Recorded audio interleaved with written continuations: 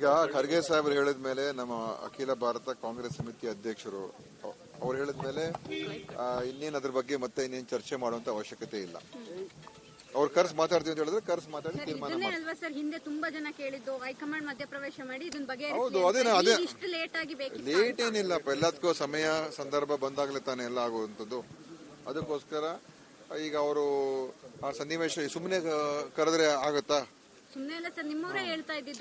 ಹೇಳೋರು ಆಯ್ತು, ಹೇಳೋರು ಹೇಳ್ತಾರೆ, ಅದೆಲ್ಲ ಇರ್ತದೆ. ಈಗ ಅವರು ಖರ್ಗೆ ಸಾಹೇಬರು ನಮ್ಮ ರಾಜ್ಯದವ್ರೆ, ಅವ್ರಿಗೆಲ್ಲ ವಿಷಯ ಗೊತ್ತೇ ಇದೆ. ಅದರಿಂದ ಕರೆದಿ ಒಂದು ಸುಸೂತ್ರವಾಗಿ ತೀರ್ಮಾನ ಆಗುತ್ತೆ ಅಂತ ನಮ್ಗೆ ವಿಶ್ವಾಸ.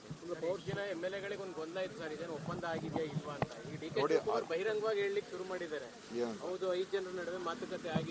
ನನಗೆ ಅದೆಲ್ಲ ಗೊತ್ತಿಲ್ಲ, ಯಾಕಂದ್ರೆ ಅದೆಲ್ಲ ಹೈಕಮಾಂಡ್ ಮಟ್ಟದಲ್ಲಿ ಇರುವಂತದ್ದು. ಅವ್ರಿಗೆ ಅವರೇ ಕರ್ಸ್ಕೊಂಡಿರೋದ್ರಿಂದ ಅಲ್ಲೇ ಎಲ್ಲ ತೀರ್ಮಾನ ಆಗ್ತದೆ. ಆಯ್ತಾ? ಈ ನಡುವೆ ಸ್ವಾಮೀಜಿಗಳು ಎಂಟ್ರಿ ಆಗಿದ್ದಾರೆ ಸರ್. ಒಕ್ಕಲಿಗ ಸ್ವಾಮೀಜಿ ಡಿ.ಕೆ. ಶಿವಕುಮಾರ್ ಅವಕಾಶ ಕೊಡಬೇಕು, ಅದು ಅವ್ರವ್ರ ಅಭಿಪ್ರಾಯಗಳು, ಅವ್ರು ಏನಾದ್ರೂ ಹೇಳ್ಕೊಳ್ಳಿ. ಕಾಂಗ್ರೆಸ್ ಪಕ್ಷದಲ್ಲಿ ಇದು ಆಂತರಿಕ ವಿಚಾರ. ಯಾರೇ ಬೇರೆಯವರು ಅವರ ಅಭಿಪ್ರಾಯಗಳು ಏನೇ ಕೊಟ್ಟರು ಕೂಡ ಅದು ಅವರು ಹೇಳುವಂಥದ್ದಕ್ಕೆ ನಾವು ಇಲ್ಲ ಅಂತ ಹೇಳಬಾರ್ದು ಅಂತ ನಾವು ಹೇಳಕ್ಕಾಗಲ್ಲ, ಪ್ರಜಾಪ್ರಭುತ್ವ. ಆದರೆ ನಮ್ಮ ಪಕ್ಷದ ತೀರ್ಮಾನಕ್ಕೂ ಅದಕ್ಕೂ ಯಾವ ಸಂಬಂಧ ಇರೋದಿಲ್ಲ. ನಮ್ಮ ಪಕ್ಷದ ತೀರ್ಮಾನ ನಮ್ಮ ಪಕ್ಷದ ವರಿಷ್ಠರು ಮಾಡ್ತಾರೆ, ಮತ್ತು ನಮ್ಮ ಶಾಸಕರಿದ್ದಾರೆ, ನಮ್ಮ ಪಕ್ಷದ ಮುಖಂಡಗಳಿದ್ದಾರೆ, ಅವ್ರ ಜೊತೆ ಕೂಡ ಚರ್ಚೆ ಮಾಡಿ ಇದು ನಮ್ಮ ಪಕ್ಷದ ವಿಚಾರ.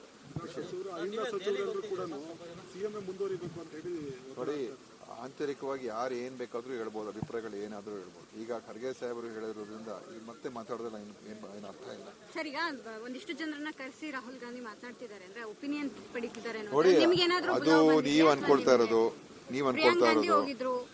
ಪ್ರಿಯಾಂಕ್ ಖರ್ಗೆ ಹೋಗಿದ್ರು, ಅವರು ಹೋಗಿರೋ ಸಬ್ಜೆಕ್ಟೇ ಬೇರೆ. ಹರಿಪ್ರಸಾದ್ ಅವರು ದೆಹಲಿ, ಅವರು ಅಖಿಲ ಭಾರತ ಕಾಂಗ್ರೆಸ್ ಸಮಿತಿ ಪ್ರಧಾನ ಕಾರ್ಯದರ್ಶಿ, ಹರಿಯಾಣ ಉಸ್ತುವಾರಿ. ಆಯ್ತಾ? ಅವ್ರು ರಾಹುಲ್ ಗಾಂಧಿ ಅವ್ರನ್ನ ಭೇಟಿ ಆಗ್ಲೇಬಾರ್ದಾ?